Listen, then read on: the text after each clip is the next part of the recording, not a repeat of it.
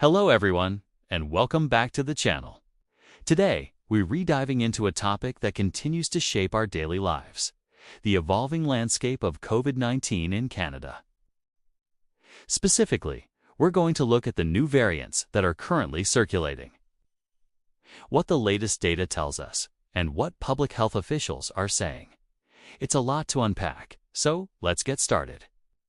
As we head deeper into the year, the conversation around COVID-19 has shifted from the initial waves to a more complex picture dominated by variants of the SARS-CoV-2 virus. While the original strain is now a distant memory, its descendants are very much present. The main players on the field right now are subvariants of Omicron. You might remember Omicron's arrival causing a massive surge a while back. Well, its family tree has grown, and now we're dealing with its highly evolved offspring. Currently, the dominant lineage in Canada, and indeed globally, stems from what's known as the FLIRT group of variants. That's not an official scientific name, but a catchy nickname given to a family of variants that includes KP2 and KP3. These names come from the specific mutations in their spike proteins. Think of the virus like a key and our cells like a lock. These mutations are like slight changes to the key shape, making it better at unlocking our cells and evading the immunity we've built up from past infections or vaccinations. So, what does the data from the Public Health Agency of Canada, or PHAC, tell us? As of the latest reports, the KP variants, particularly KP2, have been steadily increasing their proportion among sequenced cases across the country. A few months ago, we were talking about JN.1, another Omicron subvariant, which was the dominant strain. Now KP2 has overtaken it in many regions.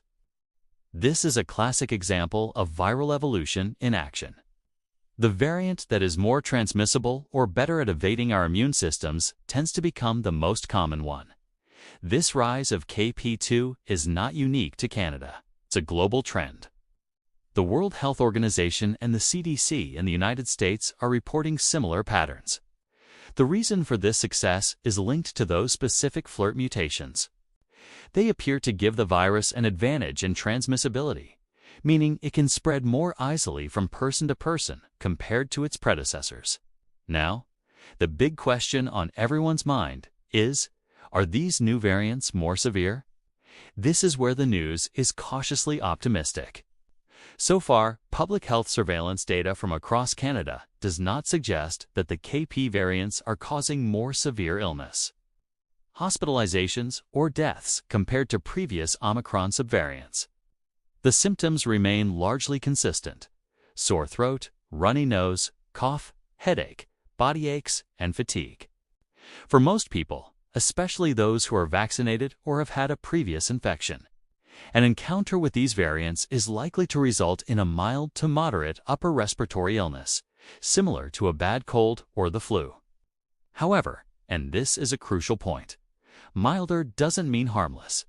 The risk of severe outcomes is still very real, particularly for vulnerable populations.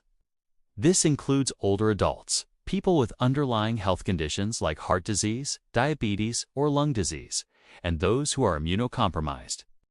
For these individuals, any COVID-19 infection can lead to serious complications, such as pneumonia, hospitalization, or long-term health issues. This is why continued vigilance is so important. This brings us to long COVID, the persistent and often debilitating symptoms that can last for months or even years after the initial infection is over. We're talking about chronic fatigue, brain fog, shortness of breath, and a whole host of other issues. What we know is that any COVID infection, regardless of the variant or the initial severity, carries a risk of developing long COVID. Research is ongoing to determine if these newer variants have a different risk profile for long COVID. But for now, the best way to prevent long COVID is to prevent getting infected in the first place. So, what are public health officials recommending? The message has been consistent. Layering your protections is still the most effective strategy. This isn't an all-or-nothing game. It's about using multiple tools to reduce your risk. First, let's talk about vaccination. The National Advisory Committee on Immunization, or NACI, continues to recommend that Canadians stay up to date with their COVID-19 vaccinations. The vaccines are currently being updated to target the more recent variants.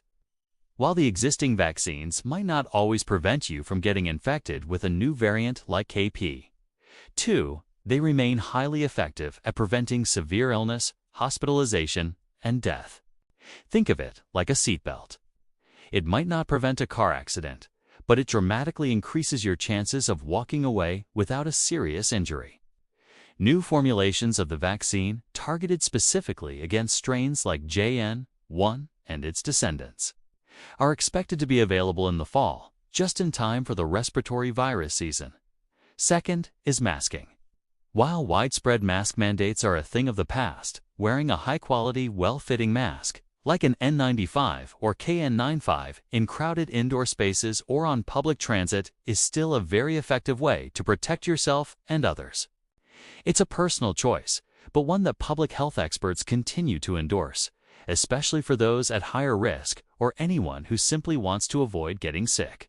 If you're feeling unwell yourself, wearing a mask is a responsible way to prevent spreading whatever you have to those around you. Third is ventilation. We've learned so much about how this virus spreads through the air. Improving indoor air quality is a powerful tool.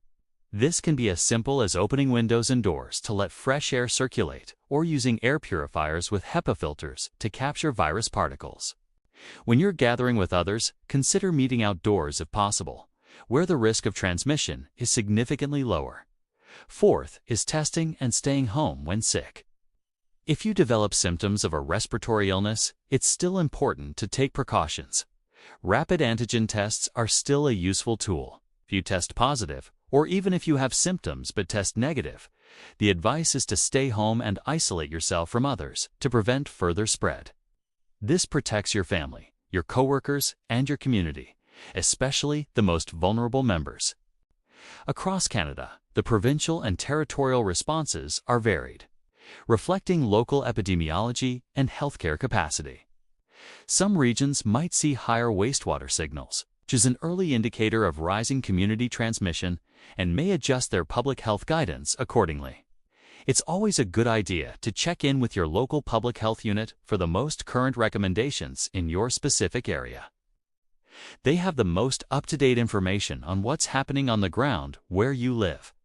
Looking ahead, the virus will continue to evolve. That's what viruses do. We will likely see more variants emerge in the coming months and years. The key is for our public health systems, scientists, and all of us as individuals to adapt as well. Ongoing genomic surveillance is critical for quickly identifying new variants and understanding their characteristics. This allows scientists to update vaccines and public health officials to adjust their strategies. It's also important to remember the mental health aspect of this ongoing situation. Living with this level of uncertainty for several years has taken a toll on many of us. It's okay to feel fatigued or anxious. If you're struggling, please reach out for support. There are resources available, and talking to a friend, family member, or mental health professional can make a world of difference. Remember, you are not alone in this. In summary, the COVID-19 situation in Canada is currently characterized by the rise of the flirt variants, like KP. While these variants appear to be more transmissible, they do not seem to be causing more severe disease on a population level. However, the risk to vulnerable individuals remains, and the potential for long COVID is a concern with any infection. The best path forward is to continue using a layered approach to protection. Stay up to date on your vaccinations. Consider masking in higher-risk settings, improve ventilation, and stay home when you're sick. This isn't about going back to lockdowns. It's about integrating smart, sustainable habits into our lives to manage this virus and protect ourselves and our communities. WeLL continue to keep a close eye on the data and bring you updates as the situation develops. The science is constantly evolving, and staying informed is one of the best tools we have. Thanks so much for watching today. I hope this breakdown was helpful and gave you a clearer picture of where things stand with COVID-19 in Canada. If you found this video informative, please give it a thumbs up and consider subscribing to the channel for more updates. And please share your thoughts and questions in the comments below. Let's keep the conversation going respectfully. Stay safe, stay informed, and we'll see you in the next video.